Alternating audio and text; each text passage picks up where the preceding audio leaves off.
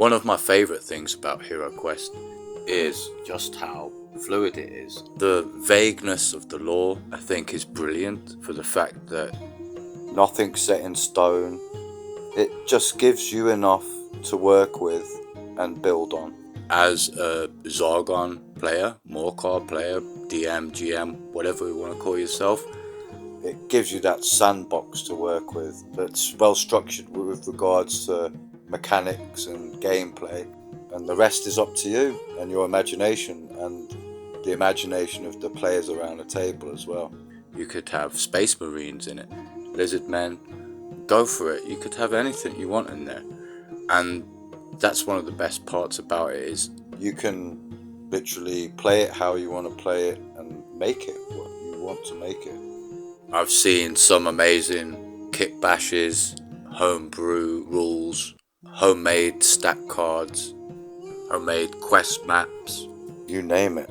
It's almost an endless amount of playable content that has came straight out of the imagination and creativity of the HeroQuest players themselves. That's what kept this game going even when it wasn't being supported. I think the HeroQuest community is, it's welcoming and also accessible to both new players and returning players. And again, I think that's down to the fact that nothing is set in stone within the game, really, unless you want it to be. And it's very much encouraged for people to make the game their own.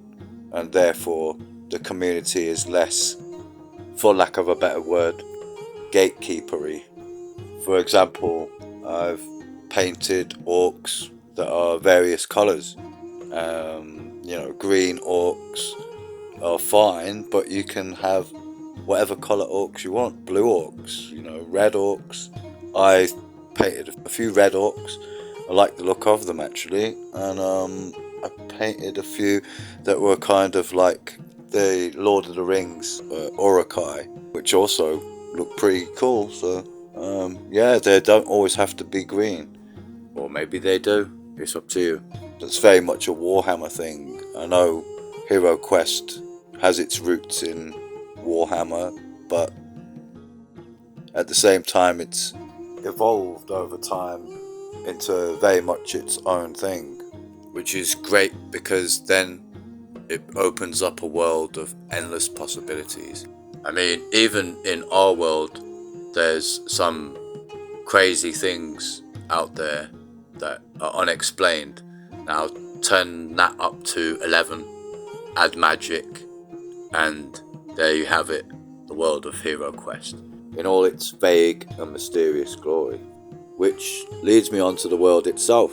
We have the Elven Kingdom of Elethorn. We have the dwarves in the World's Edge Mountains.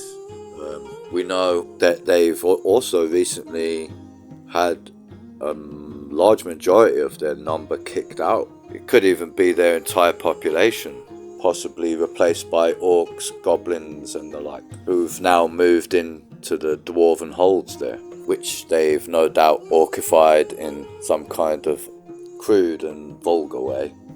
And now the dwarves, many of them are refugees that are now in the jungles of Delthrak. But what's to say there's not some that have gone in other directions? What's to say there aren't dwarven merchants in Elethorn? Or, you could have certain dwarves who have fell to the powers of dread. But that would be interesting, a bit like Chaos Dwarves. We have the Dread Wastes up there somewhere, and who only knows what creatures are up there. And this is the cool thing. You could have any manner of creatures up there. You could, like I was saying before, different variants with regards to appearance, aesthetic, clothing. So like the same species, just different culture. Different dress code, different ways of decorating themselves. Some might wear face paint, some might wear their hair in a certain style, little subtle changes in the way they dress or what weapons they use. Different variants of orcs. You could have orcs with fur. You could, like bugbears, basically. You could have all manner of different warped monstrosities from the northern dread wastes, especially there, or just in different environments in the world. Like in our world, there are different variants of species, and it's down to what climate they're in. So you could have boglars, like aquatic goblins, kobolds who live in like caves, near volcanoes and stuff, to deal with the heat. So, they would be like reddish goblins. You could have any manner of creature. Sasquatch living around in some foresty areas. You could have lizard men living in some hinterlands of some kind with jagged rocks everywhere and deserts. Or jungle, like, a lot of the time people go for jungles for lizard men. But yeah, I think they would be very suited to, arid desert kind of climate like Arizona, somewhere like that. Or possibly a tropical island, like a sort of Caribbean island somewhere, or Hawaii.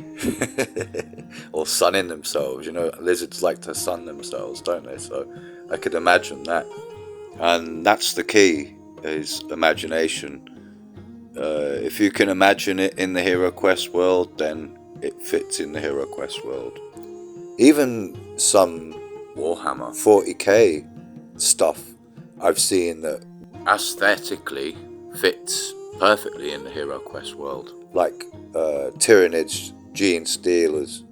I've played HeroQuest games with those in back in the day. Getting some of the Space Crusade miniatures and mixing them in with HeroQuest. Kroots, I think, look amazing. I think they would fit really well in HeroQuest world as well.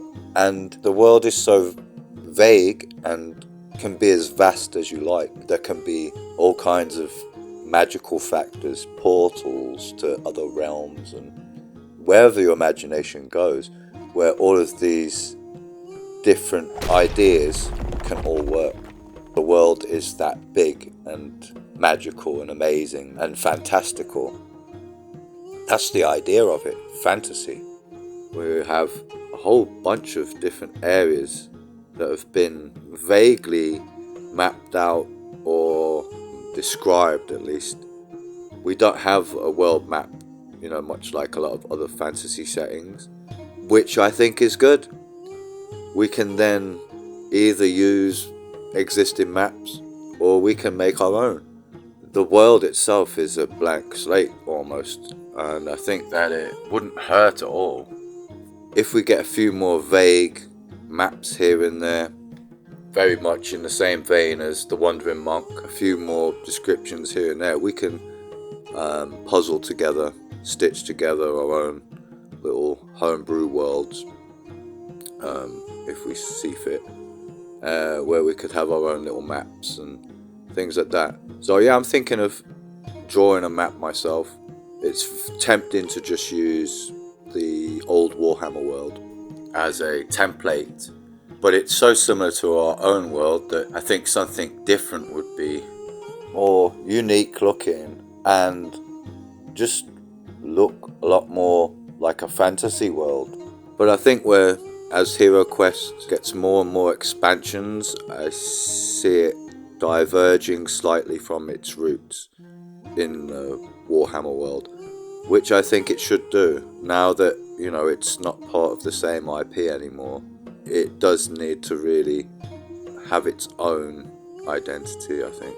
The new artwork, the new models, and new expansions show that it's evolving, and it's great to see.